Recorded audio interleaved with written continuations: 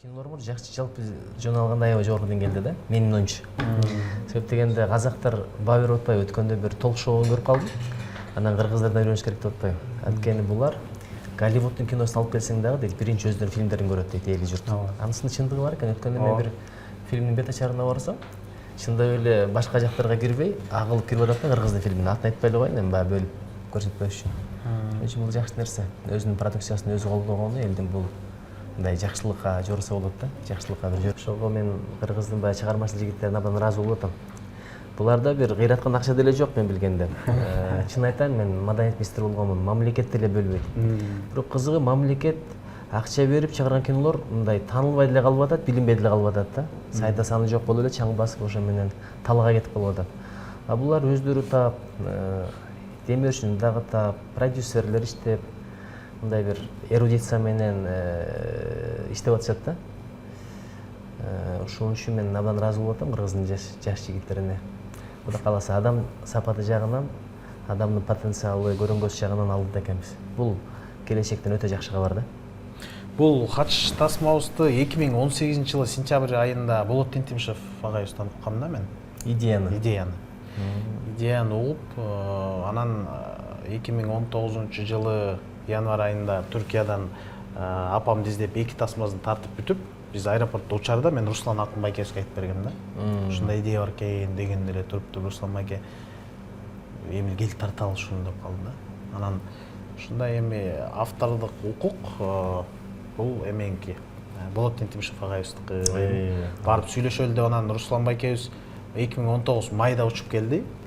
2019 эми чынын айтканда акча каражат болгон жок да. Ошондо 2018-жылдан бери келип отуруп 2023 тарттык да. 5 жылдан кийин тартылды. Анан баарын баштан аягына чейин жазып чыктык. Эмне себеп менен азыркы заманда жөө барат, ошонун баарын ойлонуштурдук. Ошонун баарын ойлонуштуруп отуруп Руслан байке экөөбүз ошо Түркияда отуруп жаздык. Анан съемка, тартуу процесс өзү канча 4 ай, 3,5 ай болду окшойт э? Даже 5 ай болуп кетти. 5 ай болуп кетти. Анан мен бул жакта биринчи эмем да драматикалык образым болду да. Биринчи жолу. Комедиялык эмес. Жок, такыр комедия жок. Буга чейин драматикалык образда жок нерсе. Жалаң комедиялык. Эки батырды ойногом, бирок ал жерде баягы анчалык эмес да. А бул жерде мен акылы өспөй калган 35 жаштагы кишини ойнодум да. Бирок акылы 9 жаштан бойдон калып калган. Ошол бала апасын Меккеге чейин жөө алып барат да. Арабага салып алып. Мындай карасаң, жакшы жашагандар бар экен. Эмне себептен дегенде, биринчиден мыкты кыргыз эми Залкар деп айтса болот, актёрунан чыгыптыр. Болот байке деген эми кыргыздын 2дин, эми 5тен бири, 3тен бири деп айтса болот турган киши да. Ооба. Көрдүңбү, экинчиден улуму менен кичүүнүн ортосундагы мындай байланыш, сый урмат. Азыр биз мына инибизди кандай сыйлайбыз, жакшы көрөбүз. Ошол сыяктуу Болот агабыз дагы элдин сүймөнчүгү да. Анан экөөнүн ортосунда пикир болгону бул экинчи жакшы белги. Үчүнчү, кеңешип кескен бармак оорубайт деп коет. Кеңешип, кеңеш салганы акыл жаштан деп улук баш менен кеңеш салганы бул Болот байкенин дагы адамгерчилиги, жүрөгүнүн тазалыгы, ишенчектиги, анан инибиздин дагы мындай аманатка бекемдигинен кабар берип турат да. Төртүнчүсү, мен азыр угуп отуруп эле дары оюма келип атат. Карасаңыз, адеп акылак, адамгерчилик. Мисалы, экөөңөр отуруп алып эле ушул жакшы идея экен, сценарий жаза берели дебей, алдынан өтүп, адам акысы деген бар да. Бул чөнтөгүңдө акчаны урдаган менен идеяны урдаган экөө бирдей эле. Керек болсо идеяны урдаган андан да кымбат. Дүйнөдө эң кымбат нерсе идея да. Айфон да бир мезгил идея болгон, телекамера да идея болгон, кино да идея болгон, бирок чындык болуп атпайбы. Ошонун алдына атайын учуп келип, батасын алып, ыраазылыгын алып туруп баштаган бул жерде да береке бар. Анан тематика эне жөнүндө болуп атат. Анан дагы бир нерсе, мына илим, билим, акыл болбосо деле, ыкылас болсо, чындап кааласаң, ойдоп корсоң болот деген идея бар экен да. Мен азыр көрбөй туруп эле айтып атам. 9 жаштагы деңгээлде калган акылы, бирок 35 жаштагы баланын апасын ажыга алып барганы, бул акылы болбосо деле, бир амбициясы болбосо деле, ыкыласы, жүрөгү таза болсо, максаты болсо, жетсе болот деген нерсе да. Анан эң башкысы эне темасы болуп атпайбы? Эне темасы. Эненин бадасын алган бала, Кудай буйрса, эч качан бул дүйнөдө да корду көрбөйт экен, акыретте да жаманды көрбөйт экен да, мындай бейиштик болот депчи. Анан Руслан да кыргыздын эң бир мыкты режиссерлорунун бири. Айтор жакшылар бириккени кыйын да. Өткөндө бир капырага эмес эле айтып атпайбы? араккорлор дейт бат эле бири болот дейт. Бир бөтөлкө арак болсо дейт, бирин бири таап кел деп анан жакшы адамдардын биригиши кыйын дейт да. Ошон үчүн бириккендеги энергетика башкача болот. Мен көрбөй туруп эле бул киного мындай ашык болуп калдым. Батыраак көрсөткүлө. Биринчи калыптардан бололу Кудай берсе. Буюрса жазында чыгат, ошондо жабык. Жазында Февраль айынын аягында эме болот, жабык көрсөтүү болот. Анан 1-марттан баштап кинотеатрларда кетет. Азыр Эрлан айткандай ошо биздин планыбызда Руслан байке ошо башында эле ушундай план кылалы деген. Кыргызчадан тышкары өзбекчеге, казакчага, орусчага, англисчеге. Анан балким буюрса жакшы болуп тасма элден элге эметип тиги сурагандар көп болуп калса, балким түрк тилине да, араб тилине да которуп койсо деген. Анан мындай карап көрсөк, энесин жөө качка чейин алып барган тасма дүйнө жүзүндө жок экен да. Биз издедик, эми билбейм, балким көрбөй эле калбасам, ошо кыргыздар биринчи болуп атабыз да. Ошо чындап эле Кабага чейин бардыңар да, туурабы? Ошол жака да баттыңар да. Неги спойлер кылып айтса болобу билбейм, бирок бардык жетет акыры. Кудай берсе. Максатына жетет. Бирок баягы ортодо көп сыноо болот да. Эми 7 өлкөнү басат да. Анан биз Кыргызстан издеп отуруп Кызыл үңкүр деген айылдан таптык, билсеңиз керек. Муш кооз экен. Жалал Абадтабы? Жалал Абадта. Ошондон ары Өзбекстан, Казакстан, Азербайжан, Түркия, Сириянын арайы болуп кирип кетет да. Ошондо көп окуйт. Жалпы 8 өлкө болду ошондо? Кыргызстанды кошкондо. 7 болуп калат. Бардыгы бириккенде 7. 7-нин бири Кызыр деп коет. Кудай берсе жакшы. Бул жакта биздин тасмада ошо аталышы Бейшенин таманында деп токтолуп атабыз да буюрса. Бейшенин таманында деп анан бул жакта баягы көбүнчө эне баланын ортосундагы махабат да. Экөөнүн ортосундагы махабат. Бирдик айтайынбы, баягы мен Америкада жүргөндө бир айтып калды. Ити бар экен, айтат да unconditional love депчи. Бул деген шарты жок сүйүү дегенди билдирет экен. Мисалы, эми сүйүү кээде акын талап кылат да. Үй бүлөдө деле урушуп койсоң сүйүү муздап кетет. Жакшыраак белек алып келген күндө сүйүү балким дагы жакшыраак болот дегендей. Бирок апа дейт, шарт койбой сүйөт дейт, эмне кылсаң деле сүйө берет дейт. Тентек болсо деле, алкаш чыкса деле, кылмыш кылса деле, кайшы айтса деле апа сүйө берет дейт. Экинчи ошондой сыпат дейт, итте бар экен дейт. Ушунча жаныбар бар, ошолордун арасынан эмне үчүн ата адамдын досу деген жок. Билбейм, төө адамдын досу деген жок. Бул осалардын пайдасы дагы да көбүрөөк. Ит адамдын досу дейт. Иттин бир өзгөчөлүгү бир кырган жакшылыгын унутпайт экен да. Бир жолу тамак берип койсоң өмүр бою сага ыраазы болот экен. Ошон үчүн эки ападан көрдүм дейт, иттен көрдүм дейт да, баягы берилип, шарты жок сүйө бергендичи. Итиңи дейт, урушуп койсоң деле кайра келе берет дейт. Жалынып, жалбарып мынтип шыйпаңдапчы. Анан кээде анча-мынча катуураак мамиле кылып койсоң деле сени жакшы көрө берет дейт да. Ошон үчүн апанын ыйыктыгы балким ошондодур. Бейшенилердин таманасына деген бекер сөз эмес да. Эне тематикасына кайрылганга абдан жакшы болуптур. Ушул дагы бир сизге суроо да. Бейиш эненин таманында деген туура болобу же таман астында дегенби? Бейшенилердин таман эми баары астыда да. Таман ошон үчүн экөө бирдей эле маани го дейм. Экөө тең туура эле. Таманында, таман астында деп. Таман астында дегенди көбүрөөк айтып го. Мисалы, атанын суроо болду да. Атанын төбөсүндө деп айтылбайт, бирок эненин таман астында деп, эненин даражасы ошончолук деп атат. Бирок андай деген менен ата бейиштин ортоңку эшиги деген да сөз бар экен. Көпчүлүгү ушундан баягы экөөнү салыштырып айтып атпайбы? Кыргызда баары бир сый урмат ата биринчи, бирок чакырганда экөө чакырып калса биринчи энеңе жооп бер деген да. Энеңдин батасын ал, энеңдин батасын ал, энеңдин батасын ал, андан кийин атаңдын батасын ал. Бул деген сөз атаңды сыйлабай кой, энеңи сыйлаган 3төн 1 эле сый урматы бер деген сөз эмес экен. Кыргызда дейт, сенин милдетиң биринчи апага дейт, бирок сый урматта бир ата биринчи боло берет дейт. Анткени апалар атаңды сыйла деп үйрөтөт экен да. Атаң айтты, атаң капы болбосун депчи. Бизде апалардын деңгээли да, бул апалардын аталар болгон сый урматы. Өзү негизи кийинки мезгилде ошо койчу атаңды дегендер да көйүп баратат дейт да. Апа ошентип койсо бала атаны сыйлабайт дейт. Койчу атаңды, ичип жүрөт да дагы бир. Сага көңүл деле бөлбөйт, мага деле жакшы мамиле кылбайт деп айтпаш керек дейт. Бир жолу Сөөлжан баласына айтып атат дейт, энесичи. Атаң кайда кетти десе, адам деген баарыбызды башкарган дүйнөнүн эң кыйыны менен кошо дейт. Баалы куулаганы кетти деп айтып турду. Ал болгону адам кармап алып кайырмакка билесиңер да милет да тигини алдаш үчүн балыкты. Адам менен кошо сенин атаң Азамат Баатыр балык улаганы кетти деп айтат экен да. Көрдүңбү? Ошон үчүн ал Сөөлжан дейт, атасын сыйлап чоңойт. Абдан маанилүү пасыл да. Ошон үчүн аталарды биз сыйлаганыбыз бул апалардын, менен апалардын тарбиясы. Көп улуттарда мындай эмес. Бирок Кудай ушу быйыл элибиз сөккөндү унутса экен деп атам. Сөккөндү эле дароо энеден баштап атпайбы? Ошо эне деп сөккөндү энеге болгон сүйүрмө жүрөктөн чыгып кетет экен да. Ошон үчүн бул сөккөн биздин элде жок болгон, муну кийин эле башка элдерден которуп алып, ошол нерсе сиңип кетиптир да бизге. Аскерге барып келгендер, башка. Сөккөндө да дайыма айтам да, булагың чоң экен, мурдуңан сенин деп ушундай сөксө, же болбосо байып кеткир. Кыргыз урушканда деле бай болгор деп урушкан да. Анан ошо энелерге болгон сүйүрмат өзгөчө өтсөк. Сиздин өзүңүздүн бала чактагы ошо энеңиз менен болгон эмелерди Сен жакшы суроо бердиң. Азыр мен бир кино, китеп чыгарам Кудай буйрса, ушу февраль Мен атамды таптым деген апам жөнүндө. Карасаң үндешип атпайбы?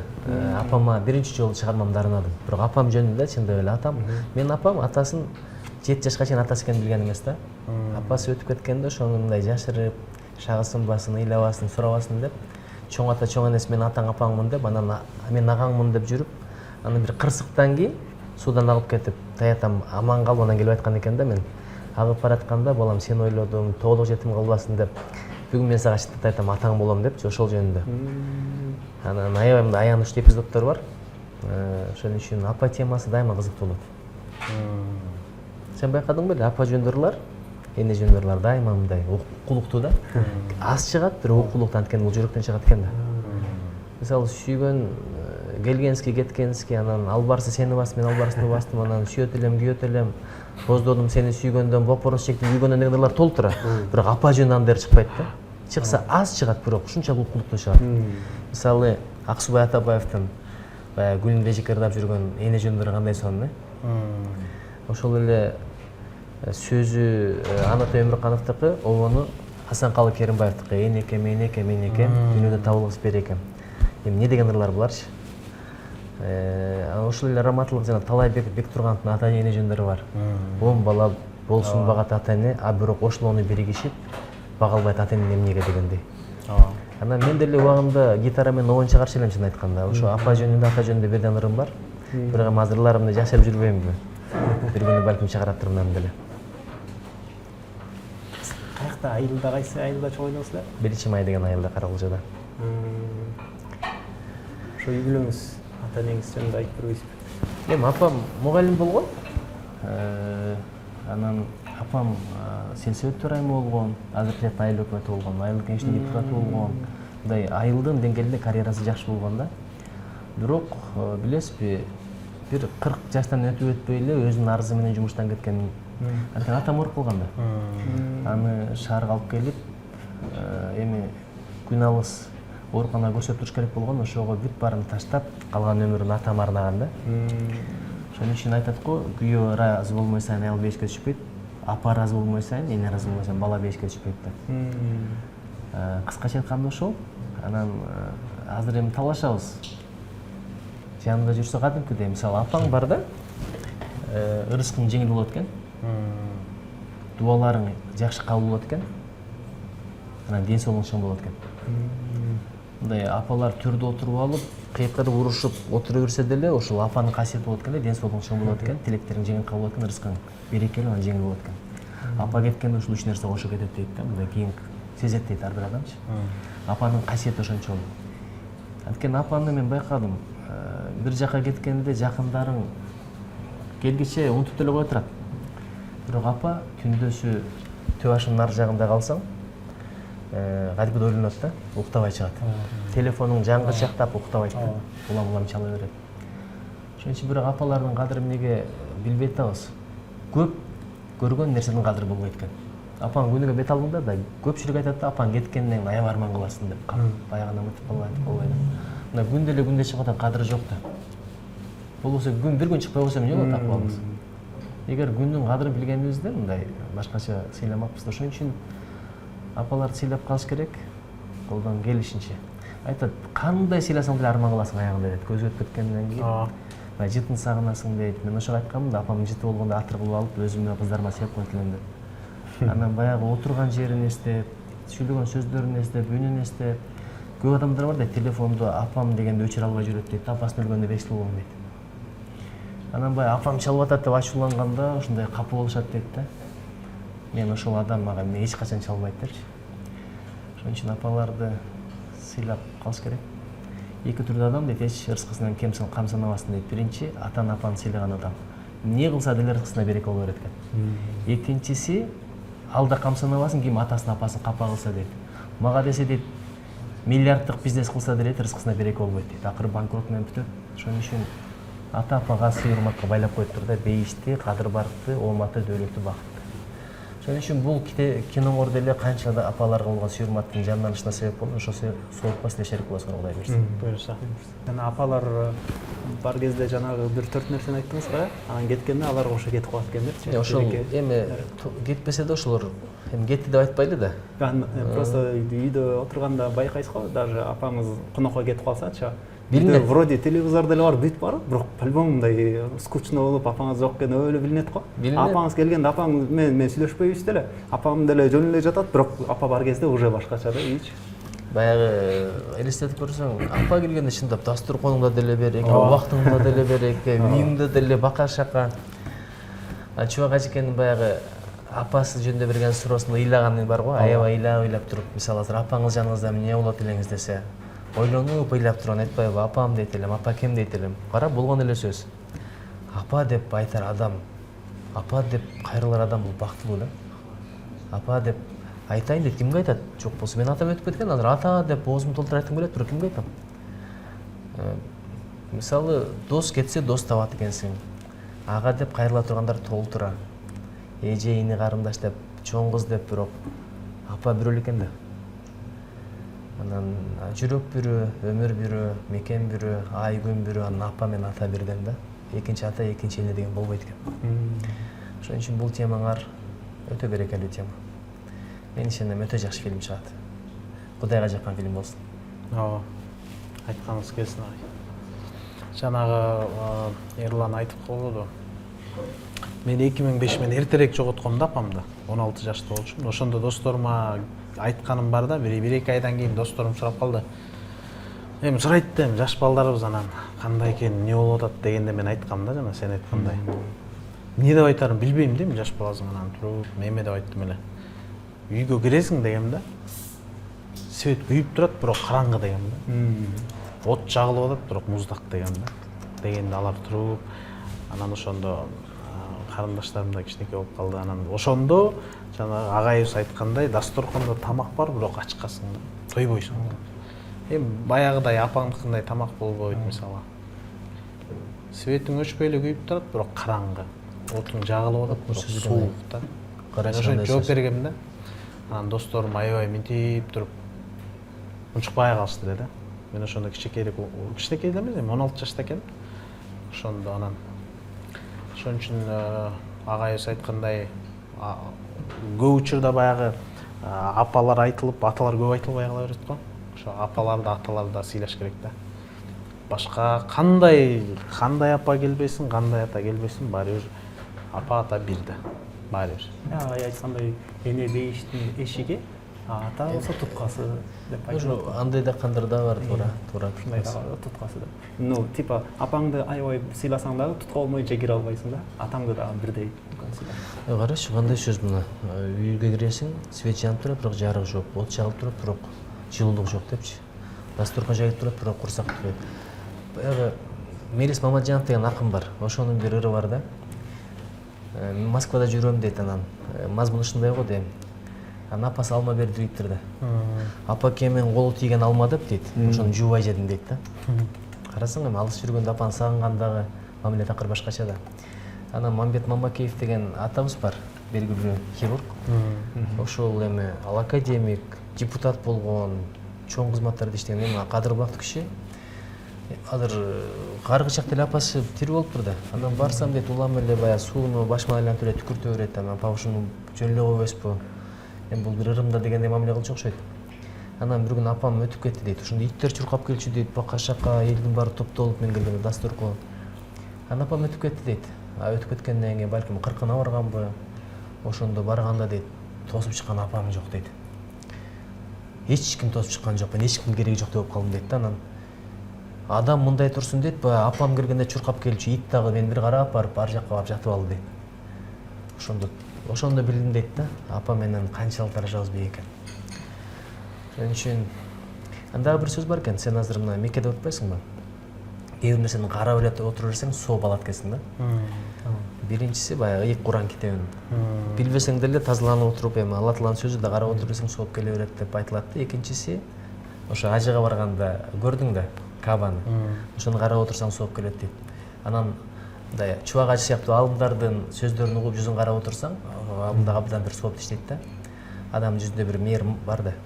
Анан ата менен апанын жүзү дейт. Мен бирдекени байкайм, мына силер деле бойдок болгонсуңар, баягы өспүрүм мезгилде бирөөнү жакшы көрүп калсаң, бүгүн сулуу көрүнөт, эртеге карасаң кемчиликтерин көрө бересиң да. Бирок апанын жүзү күндөн күнгө сулуу болуп көрүнө берет. Канча карасаң деле тойбойсуң. Атанын жүзү деле ошол да. Ошон үчүн алардан бир өзгөчө касиеттерин көрсөтө турган пардан Алла Таала ачып койгон. Ошон үчүн ата бабалардын батасына арзызак экен деп дайыма тилек кылабыз. Негизинен ошондой экен да. Бизден мисалы эң кичүүсү карындашым ошондо 2 жашта болуп калды да. Ошондо аны карайбыз, байкелерим болуп, атам болуп. Бул тиги анан 2000-дин башы деги эле жашоо оор болчу да, көп эле жактачы. Анан ошентип анан айла жок 2 карындашыбызды нарында туугандарга окутуп багы бериш керек болду, караганга иш жок болуп калды, иштеш керек. Анан атам 1 ай 40 күн чыдады окшойт, кыздарынчы. Анан ыйлады да бир түр. Мен алып келем деди кыздарды. Иштебей эле койдум. Ошондо деле атанын болгон сүйүүсү да. Карап көрсөң. Атаны өзү жакшы көрбөйт экенбиз да. Негизи сетен дегенде мындай образ айтканда ата жонуна көтөрөт экен. Эне көкүрөгүнө көтөрөт экен. Ошон үчүн эненин жүзүндөгү эмоцияны көрүп турат экенбиз да. Ата сага көрсөтпөй эле экен да. Анан бир ушулдай окуялар болгон дейт. Эртең менен баласына убада берип чыгып кетет да. Кечинде келет, өзүнүн эшиги, курсагы ач. Эшик ачык, үй бүлөсү күтүп турат, бирок кирбей. Мисалы кечки саат 6-да келсе, суукта. Кечки 10-11ге чейин көчөгө ар бир баскан ата жөнүндө уккам да, эмнеге билесиңби? Анткени баласына эртең менен бирдеме алып берем деп убада берген, акчасы болбой калган да. А мен кирсем, балам күтүп отурса, колуму караса, кайсыл бетим менен ошо баламдын арманды өкүтүн кантип көрөм, андан көрө уктап калганда кирейинчи деген аталар болгон да. Эми алып берейин дейт, жону катуу жокчулук. Андай замандан өтпөдүк, азыр деле бар да. Ошон үчүн ата мындай көрсөтпөйт. Ата билгизбей сүйөт. Атада мээрим бар, ата мындай сүйөт, бирок бир аз мындай катуураак болбосо да болбойт да. Ошон үчүн бирок бир кызыктай заман болуп атат, кандай дебейсиңби? Мурда ата менен апанын ырайына карайт элек, азыр ата апалар балдардын ырайына карап калды. Байкап атасызбы ушуну? Аябай таамайсыз өскөн. Аябай таамайсыз. Мурда атам ачууланат, энем кантет десек, азыр эми муну таарынып калат, кичинекей балам, анан тиге барсаң тул түйүп калат деп эле ушу алмашып калдык да. Мурда мына билесизби, өткөндө көрдүк, бир досум менен сүйлөшүп отурсам айтат, бизде дейт айылда ушундай эреже бар дейт. Менден 1 жаш улуу өзү 47-ге чыккан жигит. Биз бала кезде дейт, кошуналардын жамандык жакшылыгында кезекке турчубуз дейт да. Барып жазылып келчүбүз дейт. Булсам колго мен суу куям деп дейт. Анан кезекке тургузуп койчу дейт. Не себептен дегенде ошо колго суу куюп атканда адамдардын батасын укчубуз дейт. Өмүрлүү бол, өмүрүңө береке берсин. Анан баягы мага мисалы абдан жаккан батаны айтып берейинби? Баягы өзгөчө кичине жетилип калган мезгилде, тестер мезгилде аялың сулуу болсун деп койсо өтө бактылуу болчумун дейт. Баягы адамдар көңүлү ар түрдүү болот да. Ошон үчүн карасаң бата алгандан эч ким кем болбойт да. Ошого биздин алдындар айтат да, ибадат менен бейишти табасың дейт, кызмат кылуу менен Алла Тааланын өзүн табасың дейт. Анан кызмат кылуунда даражалар бар. Эң чоң кызмат ошо ата менен апага кызмат кылуу да. Ата энеге кызмат кылуу. Бул ажыга жооп берип аткан бул кызматтын тучоксу болуп атпайбы? Тучоксу болуп атпайбы? Руслан байке да ушу бейишенин таманында деген сөздү ошентип түшүндүрүп берет го. Эненин таманасында да прямой түшүнүп же болбосо башка түшүнүп эмес, ошо кызмат кылуу деген сөз депчи бейишенин таманында да. Мындай көзүн ойлонбой бере турган балага апа эле болот экен да. Ата да кичине ойлонушу мүмкүн экен. апа ойлонбой беринге даяр дейт. Ошо түрктөрдүн бир хикаясын окуп алып аябай таасирленгем. Бир кыз ушунчалык өзүнө ишенчкен, кичинекей кыз экен, аябай татынакаймы деп. Анткени апасы айтып беришкен да, сен аябай татынакайсың, сенде сулуу жок деп. Бирок мектепке барганда биринчи эле күнү шагы сынып калыптыр да, көрсө ал татынакай эмес экен да. Бардыгы мазактап, шылдыңдап, кебетен кандай уник кыз экенсиң депчи. Анан ошондон апасына келип, ыйлап, сен жалганчы экенсиң, мен көрсө ушундай турбаймынбы депчи. Анан такыр мектепке барбай, аябай арданып ыйлай бергенден көзү солуп калган дейт да. Анан ошентип анан жашы бир топко барганда апасы айтат экен, бир 2-3 жылдан кийин, кызым, сага көз бере турган киши чыкты депчи, жакшы киши экен абдан деп. Анан берет экен, операция болот экен, баягы көзү көрбөгөн кыз көптөн бери өзүн көрө элек. Караса чындап эле аябай татынакай кыз экен да. Мен мурда мындай эмес элем го, ушундай татынакай болуп кеттимби деп, анан врачтан сурайт экен. Мен ушундай татынакай болуп кеттимби, өңүм андай эмес эле го, серт эле го десе, сен азыр өзүңдү апаңдын көзү менен көрүп атасың деген экен. Мындай окуялар аябай көп да. Бул мындай көркөмдөлгөн эле окуя эмес, болгон эле окуя болуш керек. Ошон үчүн эми апа деп сүйлөсөң сүйлөй бересиң, бирок мамилебиз кандай болуп атат, кептин баары ошондо. Апа, мен сени жакшы көрөм деп айтыш аябай кыйын турбайбы? Мындай бетине айтыш. Бүгүн айтам деп барсаң, апа деген апа да. Ошентип суукта жүрө бер кечке. Жөтөлүп калыпсың го, мен сага айттым эле деп койсо таарынып калат экенбиз да. Орустардын премьер-министрден группасы бар эле, билесиңби? Ооба. Ошонун бир ыры бар, мама. Эмне үчүн ушундай сага жакшы көрөм деп айтыш аябай кыйын деп. Ошого баягы апаны бир ыраазы кылып койгон, бир күлдүрүп койгон, ажыга апарып күлгөндөй сооп деген сөз бекер эмес да. Ошо күлдүрүш керек экен. Негизи апа менен балага эч убакта негатив айтпа дейт. Себеби балаңдын шагы сынып калат экен, апаң кыжылат болот экен да. Балага ата герой болот экен да, мындай. Каарманым, баатырым деп жүргөн мезгилде проблемаларын айтып койсоң, мен ишенген адам ушу болсо, мен кандаймын деген бир шагы сынып болот экен да. Апа болсо дайыма кыжылат болот экен. Ошого апа менен балага дайым жакшы жактарды айтыш керек экен, ийгиликтерди айтыш керек экен, духун көтөрүш керек экен. Анан аялга чамча проблема айтып турса болот экен. Анан бизнесиң өтө жакшы болуп кеткенин айтсаң, кээ бир аялдар акча көбөйүп кетиптир, эми көбүрөөк үй алышым керек, анан Дубайга барышым керек деген маселе болуп калышы мүмкүн, бирок ападан андай болбойт деген сөз бар экен да. Эми келечектер капа болбосун, бирок бул алымдардан уккан сөз. Бизде кинодо ошо салт бар, тарелкага кол коюп бардык команда. Анан сындырат да. Негизи анын негизги мааниси съемка бүткөндөн кийин кайра бири-бирине бириксе кино жакшы болот деген нерсеси бар. Бирок биз сындырбайбызга, ооба, сындырбай да, муну бардык келген конокторубуз коюп анан сактап коелук деген ой болот экен. Ана бияка коеюнбу? Ооба, каалаган жерибизге. Өйдө жака деле. Ана көчө. Кудай ушул фильмди атага чыккан, кыргыздын аброй боло турган, биздин кыз жигиттерибизди дүйнөлүк аренага чыгышына себеп болгон кино болсун. Адамдар жакшылыкка чакырган, ыймандын бекемделишине себеп боло турган кино болсун, Амин. Сиз дагы Голу компьютер менен жасаган экен бирок, биздики кичте башкачараак эми. Ага жанына кое берейин. Кирече, ушундай болчу. Сам турбайбы? Чоң рахмат, Кудай берек берсин. Мен сени ушунча жакшы көрөм. Мен да сизди жакшы көрөм, апа. Мен да сизди жакшы көрөм да.